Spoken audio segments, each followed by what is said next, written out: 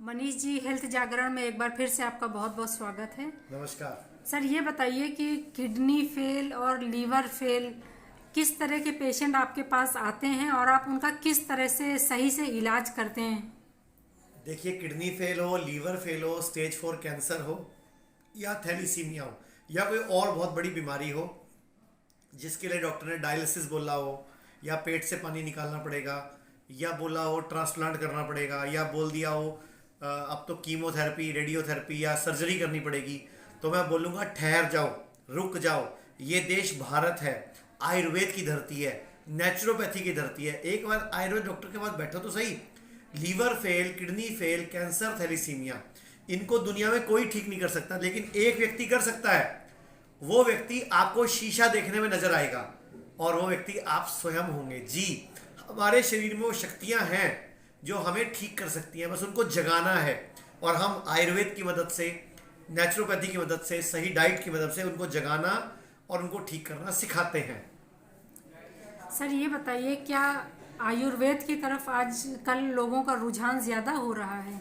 नहीं मैडम, बिल्कुल गलत। इस टाइम लोग आयुर्वेद में तब आते हैं जब उनको सर तरफ से ठोकर लग जाती है। मतलब लुटने के बाद, गरीब हो जाने के बाद, मकान बिक जाने के बाद, प्लॉट बिक जाने के बाद, सोना बिक जाने के बाद, किडनी ट्रांसप्लांट कराने के बाद तब जागते हैं लोग। तब कहते हैं हमें ठीक कर दो। दुख होता है कि तुम पहले भारत की अपनी पैथी पर भरोसा क्यों नहीं करते। डॉक्टर साहब, ये बताइए, क्या सरकार से आयुर्वेद में आप लोगों को कुछ सहयोग मिल रहा है। जी नहीं, बिल्कुल सरकार की तरफ से कोई सहयोग नहीं मिल रहा। बड़ा स्लो प्रोसेस है, रो रो के काम होते हैं, फाइलें सरकती हैं। यूपी गवर्नमेंट, उत्तर प्रदेश में मैं बैठा हूं आज लखनऊ में, हिम्स में। उत्तर प्रदेश की सरकार को कई बार मैं लेटर लिख चुका हूं, कई बार मैं बोल चुका हूं कि जैसे दिल्ली गवर्नमेंट ने, राजस्थान गवर्नमेंट ने, हरियाणा गवर्नमेंट ने सरकारी कर्मचारियों का इलाज आयुर्वेद में करने की छूट दिया, कृपया आप भी कीजिए, लेकिन नहीं हो रहा है। आयुष्मान योजना भारत में गरीबों के लिए है, लेकिन आयुष्मान नाम है, उसमें से आयुष गायब है। एलोपैथी का इलाज हो रहा है। अरे भाई, मैं देश की सरकारों से अपील करता हूं, अभी भी वक्त है। देश की आयुर्वेद की पद्धति को मुख्य चिकित्सा पद्धति बना दो। देश का महीने का हजारों करोड़ बच जाएगा जो विदेशों में जा रहा है केमिकल युक्त दवाइयों के और गोलियों के नाम पे। वर्ल्ड हेल्थ ऑर्गेनाइजेशन ने कर्नाटक और गुजरात में 2 आयुर्वेदिक रिसर्च सेंटर खोले हैं। इसको आप किस नज़र से देखते ये हैं। बहुत अच्छा कदम है, बड़ा बढ़िया कदम है, बड़ा उत्साहवर्धक वाला कदम है। लेकिन मैं फिर वही बोलना चाहूंगा, वर्ल्ड हेल्थ ऑर्गेनाइजेशन ने आयुर्वेदा का सेंटर खोला भारत में, लेकिन भारत के अपने ही कुछ प्रदेशों में जब कोरोना आया, हॉस्पिटलों को ताला लगा दिया गया। तो ऐसे कैसे आयुर्वेद का भला होगा। आज भी सरकारी कर्मचारी, सेंट्रल गवर्नमेंट के कर्मचारियों का इलाज आयुर्वेद से नहीं होता, जबकि भारत में 73 CGHS सिटी हैं। दिल्ली में पैनल आया था, 6 महीने आयुर्वेद के लोगों ने काम किया, 31 मार्च को एक्सपायर हो चुका है। 1 अप्रैल को एलोपैथी का रिन्यू कर दिया गया, अभी तक आयुर्वेदा का दिसंबर 2022 हो गया, रिन्यू नहीं हुआ। दुख होता है, तकलीफ होती है कि आयुर्वेद के साथ सौतेला व्यवहार क्यों। डॉक्टर साहब, हेल्थ जागरण से बातचीत करने के लिए, जानकारी शेयर करने के लिए बहुत बहुत शुक्रिया। आपका भी बहुत बहुत धन्यवाद। और मैं आपके हेल्थ जागरण के लोगों को बधाई दूंगा कि हेल्थ जागरण बड़ा अच्छा काम कर रहा है। ये मैडम बड़ा अच्छा काम कर रही है। मैं जब भी लखनऊ आता हूँ मुझसे मिलती है। मैं आप सबके माध्यम से 3-4 बातें बोलना चाहूंगा। जब भी खाना खाते हो, चबा चबा के खाओ, अच्छी तरह चबाओ। खाने को पानी बनाओ और पानी को खाना समझ के खाओ। मतलब पानी को भी चबाओ, खाने को चबाओ। ऐसे बोलूंगा, खाने को पीना है, पानी को चबाना है। कभी भी खाना खाने के साथ ठंडा पानी मत पियो। अगर पीना पड़े तो गर्म पानी, उबलता हुआ चाय की तरह गरम गरम पानी पियो। जिस दिन भी मूड खराब हो, गुस्सा हो, लड़ाई हो, टेंशन हो, उस दिन खाना मत खाओ। हफ्ते में 1 दिन का उपवास रखो और सूरज डूबने के बाद कभी खाना मत खाओ। और जब भी बीमार पड़ जाओ, खाना छोड़ दो, भोजन को बढ़ा दो। मतलब खाने को छोड़ दो, भोजन को बढ़ा दो, बहुत जल्दी ठीक हो जाओगे।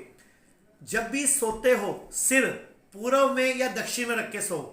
इसके अलावा जब भी लेटते हो तो बाईं करवट लेटो, और जब भी उठते हो दाईं करवट लेटो।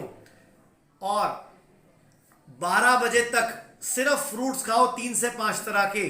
वजन गुणा 10 ग्राम।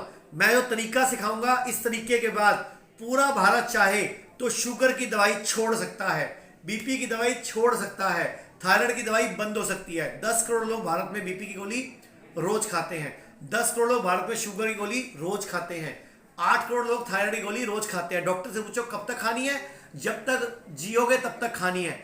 ऐसे तो मॉडर्न पैथी सिखाती है हमें। तो अगर शुगर को रिवर्स करना है, बीपी को रिवर्स करना है, तो ये डाइट चार्ट नोट कर लो। 12 बजे तक आपका वजन गुणा 10 ग्राम फ्रूट्स खाने हैं, यानी कि 12 बजे तक अगर आप 70 किलो के तो 700 ग्राम, 60 के हो तो 600 ग्राम, 50 के तो 500 ग्राम, 3 से 4 तरह के 5 तरह के फ्रूट्स खाने हैं, सीजन के खाने हैं, अच्छी तरह चबा चबा के। और मीठे फ्रूट जरूर खाने हैं, मतलब शुगर है तो आम जरूर खाना है, लेकिन जब सीजन का आए तब। चीकू जरूर खाना है, लेकिन जब सीजन का आए तब। ऐसे ही सारे फ्रूट्स। फिर लंच पे आ जाते हैं। वजन गुणा 5 ग्राम। पहले सलाद खानी है, खीरा, टमाटर, प्याज, मूली, गाजर, जो मर्जी, या उनके पत्ते। उसके बाद जो भी रोटी चावल सब्जी खानी है। कभी भी रोटी और चावल इकट्ठा नहीं खाना। रोटी खाओ तो चावल नहीं खाना, चावल खाओ तो रोटी नहीं खाना। उसके बाद शाम को भी पहले सलाद की प्लेट खानी है, और कोशिश करो रात का खाना छोड़ दो।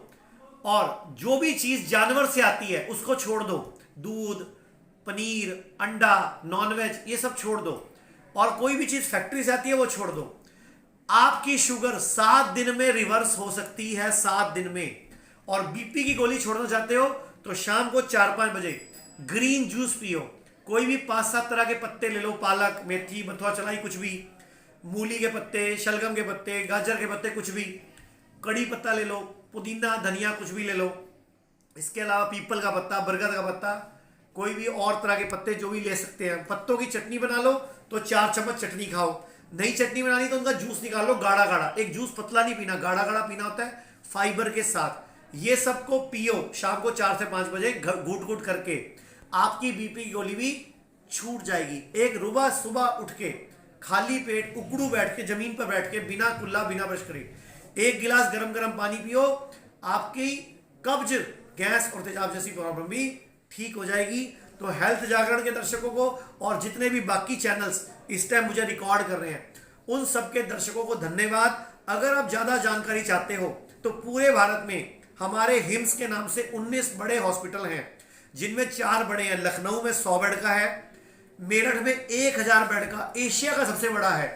इसके अलावा हमारा चंडीगढ़ डेराबस्सी में हेड ऑफिस है, और नवी मुंबई में 150 बेड का हॉस्पिटल है, डेराबस्सी में 100 बेड का है।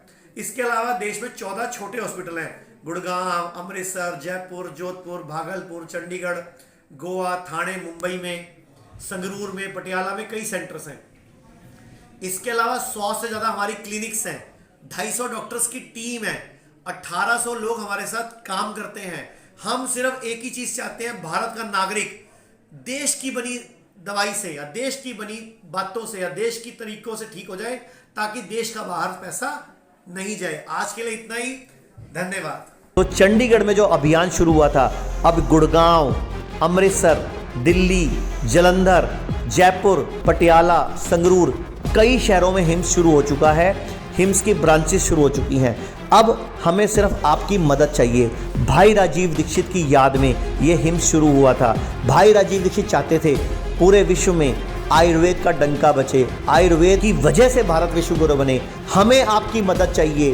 हर किडनी पेशेंट, लीवर फेल के पेशेंट और कैंसर के पेशेंट तक इस वीडियो को पहुंचाइए और भारत को विश्व गुरु बनाने में हमारी मदद कीजिए। धन्यवाद। जय हिंद।